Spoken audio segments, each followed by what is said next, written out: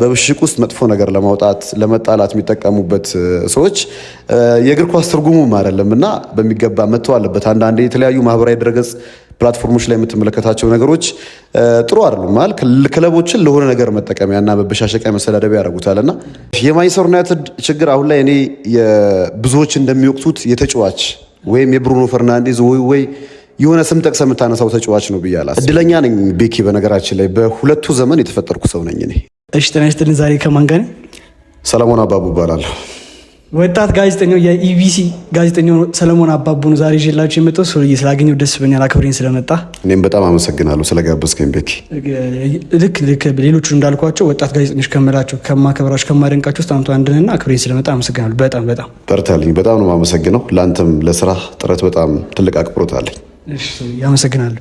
እንግዲህ ተመልካቾች ቀስ ያለን ወደ ማን እየሄድን እንደሆነ እኔ እንጃ። ቀስ ያልኩኝ ወደ ማን እንደሚሄድ ማን እያመጣሁ እዚህ ኢንተርቪው እንደማድረግ በጣም ከፍ እያለ ነው። ይሄ ሁሉ የሆነው ደግሞ በእናንተ ምክንያት ነው። ሼር፣ ኮፒ ሊንክ እያረጋችሁ ስላገዛችሁ፣ ፎሎ እያረጋችሁ ስላገዛችሁ ከዚህም በላይ እንሄዳለን። ወደ ዩቲዩብ መስፋፋታችን ስለማይቀር ኮፒ ሊንክ በደንብ ፎሎ እያረጋችሁ ጠብቁኝ። ቀጣይ ማለቃ ላቀርብላችሁ ኮሜንት ሴክሽን ላይ ጠብቃለሁ የእናንተን አስተያየት። ኮፒ ሊንክ ማድረግ ደግሞ እንዳትረሱ። ይመቻችሁ። ሶሊ ዛሬ የተገናኘ ነው እንግሊዝ ፕሪሚየር ሊግ እንግዲህ ኦልሞስት 6ኛው ሳምንት ላይ ያለ ነው። ዋንጫ ማን ይበላል? ሰርፕራይዝ ቲም አንተ ማን ሊሆን ይችላል? ሰከንድ ዲሬክት ተነግረኛል ማለት ያው ከየትኛውም ዓመት በላይ የተለየ ፎክር ውስጥ ገብቷል የእንግሊዝ ፕሪሚየር ሊግ። ከዚህ ቀደም ላሊጋው ይመስላል አይደል የኮከቦች መከማቻ፣ አሁን ፕሪሚየር ሊጉ ሆኗል። ያለፉትን ስህተት አርሰናል አርሞ መጥቷል። ያን ያረመው በቂ ባካፕ በቂ አማራጭ ያለው ቡድን ሆኗል። ይሄ ለዋንጫ እንዲገመት ያደርገዋል። ዘንድሮ ከዛ ስህተት በሚገባ ታርሞ አርሰናል የዋንጫው አሸናፊ ይሆናል ብዬ አስባለሁ። የመጀመሪያ 6 ሳምንታት ላይ 4 ትላልቅ ቡድኖችን ገጥሟል። ሻምፒዮኑ ሊቨርፑልን፣ ማንቸስተር ሲቲን፣ ማንቸስተር ዩናይትድ እና በተአምር ያሸንፈው የመጨረሻ ደቂቃ ጎል ለ3 ነጥብ ያገዘው ኒውካስልን አሸንፏል እና በንጽር የመጀመሪያ ጨዋታዎች ላይ እነዚህን ጨዋታዎች በጥሩ ሁኔታ መጨረስ እንግዲህ ለዋንጫ ተገማችነትም ሊያበቃ ይችላል ብዬ ደፍሬ እየነገርኩ አይደለም፣ ግን ጥሩ ነገር እንዳለው በሚገባ ይቻላል። ስለዚህ ቀዳሚ የዋንጫ ተገማች አርሰናልን አድርጋለሁ። እሺ ሁለተኛ ከመናገር በፊት ልንገራችሁ ለፎሎወሮች እንግዲህ ሁሉ ጊዜ እንደምበላችሁ ኦሪጂናል ስልኮችን፣ ዴስክቶፖችን፣ ጆይስቲኮችን፣ የፒኤሶችን ስልኮችን ስትፈልጉ አይፎን 17 መጥቶልናል። ይሄ ሞባይል ከስራ አስቀምጬላችኋለሁ። ቲክቶክ አካውንታችሁን የገባችሁ መውሰዳችሁ እንዳትረፉ። አይፎን 17 በብዛት ነው ያለልን፣ ገብታችሁ ሰዱሽ። ሁለተኛ ሶሊ ያው ጥያቄ የለውም ከአርሰናል ጋር እስከ መጨረሻው ሳምንት ይፎካከራል ብዬ የማስበው ሊቨርፑል ነው አሁንም። ስለዚህ ሊቨርፑል ሁለተኛ ደረጃን ይዞ ያጠናቃል። ተጫዋቾቹ ያስፈርሟቸው ተጫዋቾች አሉ፣ አሪፍ ተጫዋቾች፣ ግን በዚህን ያህል ልክ ከኤኬቲኪ ውጪ የጎል አስተዋጽኦ ሆነ የአሲስት እያደረጉ አይደለም ብዬ አስባለሁ። እንዴት ታየዋለህ? እሱ ያው እኔ በአሌክሳንደር ኢዛክ አቅም ምንም ጥያቄ ከማያነሱት መካከል ነኝ። ቡድንን መላመድ ሲችልና ቡድኑ ውስጥ ካሉ ፈጣሪ ተጫዋቾች ጋር ውህደትን ከፈጠረ በኋላ ለሊቨርፑል በጣም አስፈላጊ ተጫዋች እንደሚሆን አስባለሁ። አሁን ሌላኛው ሁለተኛው የፕሪሚየር ሊጉ ብቻ ሳይሆን የብሪታንያ ውዱ ተጫዋች ፍሎሪያን ቪርዝ ገና ከቡድኑ ጋር ተዋህዷል ብዬ አላስብም። ያው በጀርመን ብሔራዊ ቡድንም እንዲሁ ሊቨርኩሰን ቤት የነበረውን አቅም ስለምናስታውስ ጭምር ነውና እነዚህ ውህደቶች ይሄ ኬሚስትሪ ሲመጣ ሊቨርፑል በጣም የሚገርመው አይነት ስብስብ ይሆናል ብዬ አስባለሁ። ጊዜ ይፈልጋል። ሁሌም የመጨረሻ ደቂቃ ጎሎች ላይ አሸናፊ ይሆንክ ላቀጥል ትችላለህ አይደለ? ዋጋ ሊያስከፍል ይችላልና በዚህ ረገድ ተከላካይ መስመሩን በሚገባ ማስተካከል የሚችል ከሆነ ከቨርጂል ቫን ዳይክ ጋር ለምን ማርክ ጌን ፈለገው የሚለውን ነገር እያየን ነው በቅርብ ጨዋታዎች ላይ መካከል ያ ቦታ አጣማሪ እንደሚያስፈልገውና ግን ይበልጥ ሲዋድ ሊቨርፑል በጣም ጥሩ ቡድን ይሆናል ብዬ አስባለሁ። ከአርሰናል ቀጥሎ እንግዲህ የግል ግምት ነው የምጠይቀኝ አይደል? ሁለተኛ ሆኖ ይጨርሳል ብዬ የማስበው ቡድን ሊቨርፑል ይሆናል። እንደ አርሰናል ደጋፊነት የራሱ በጣም ደስ ያለኝ እንዲሁ አርሰናል ዋንጫ ማለት ሶስተኛስ አሻሚ ይሆናል። አሁን ፕሪሚየር ሊጉ ከዚህ ቀደም እንደሚባለው 6 ቡድኖች ብቻ አይደሉም በትልቅነት ላይ የሚጠቀሱትና አሁን የባለፈውን ዓመት የነ ኖቲንግሃም እና አስተን ቪላን እንቅስቃሴ የምትመለከት ከሆነ አሁንም ሰርፕራይዝ አድርጎ ሊመጣ የሚችል ቡድን ይኖራል። ግን ማንቸስተር ሲቲ በሂደት ጥሩ ነገር እያየንበት ያለ ቡድን ነው። ፔፕ እንዴት ተጫዋች መለወጥ እንደሚችል ያውቃልና 3ኛ ደረጃን ይዞ የሚያጠናቀው ቡድን ማንቸስተር ሲቲ ይሆናል በእኔ ግምት። አራተኛ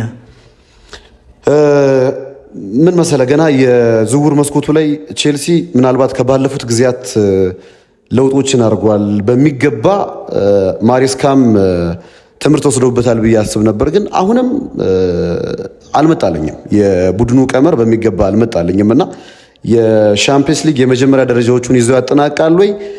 በጣም በድፍረት አውራ ነበር። በተለይ የዓለም የክለቦች ዋንጫን ባሳካበት ጊዜ ግን ስህተቶችን ሊሰራ ይችላል። አሁን ተከታታይ 3 ጨዋታዎች ላይ ቀይ ባየበት ጊዜ ነው አንተን ኢንተርቪው እያደረከኝ ያለውና 4ኛ አስቀምጠዋለሁ። ግን ይህንን ደረጃ እንዳያጣም እሰጋለሁ። ስለ ግምት ብታወራ ከሆነ እንግዲህ 4ኛ ቼልሲ ይሆናል ብዬ ነው ማስበው።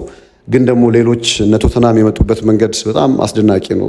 አዳዲስ ቡድኖች ትላልቆቹን እየፈተኑ እንዳሉም ጭምር እየተመለከተን ስላለ እንደ ሰንደርላንድ አይነት ቡድኖች ምን አይነት ውጤት ሊመዘገብ እንደሚችል አታውቅም። ኒውካስል በዚህ ሁኔታ ይቀጥላል ብዬም ስለማላስብ ጭምር ፉክር አለው ያ ቦታ እንግዲህ ከአርሰናል ከሊቨርፑልና ከሲቲ በኋላ ያለው ቦታ ፉክር አለው በሚገባ። ግን ያው እንዲህም እያልኩ ወደ ቼልሲ ልሄዳ። የቼልሲ ፋን ካላችሁ ኮሜንት ሴክሽን ላይ እናንተን ሀሳብ ጠብቃለሁ። ኮፒ ሊንክ ያላረጋችሁ ደግሞ ኮፒ ሊንክ አድርጉ። በደንብ ቪዲዮአችን እንዲታይ ረዘም ልትል ስለምትችል ኮፒ ሊንክ ያደረጋችሁ። እሺ ስለ ማንቸስተርስ የማንቸስተር ዩናይትድ ችግር አሁን ላይ እኔ ብዙዎች እንደሚወቅሱት የተጫዋች ወይም የብሩኖ ፈርናንዴዝ ወይ የሆነ ስም ጠቅሰህ የምታነሳው ተጫዋች ነው ብዬ አላስብም።